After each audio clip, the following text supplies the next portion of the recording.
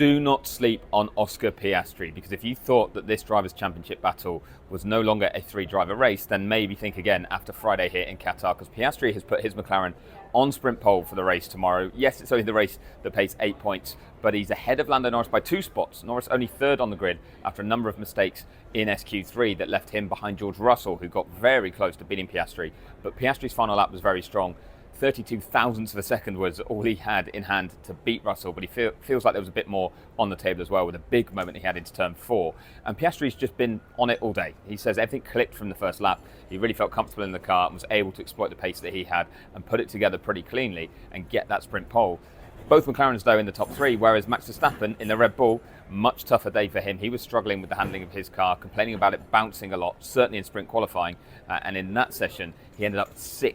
So he'll start 6th on the grid for the sprint, behind teammate Yuki Tsunoda. That's the first time a Red Bull teammate has outqualified Verstappen since Baku 2024 when Sergio Perez did it.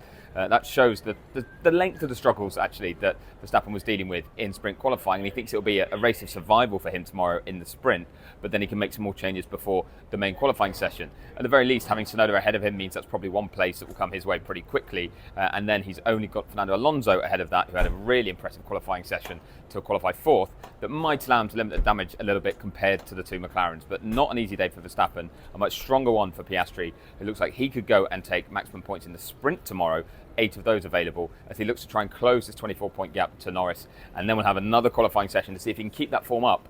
This was the first time he was quickest in a qualifying session since Zandvoort back at the end of August, and on that occasion he won the Grand Prix. So the omens are good for Piastri.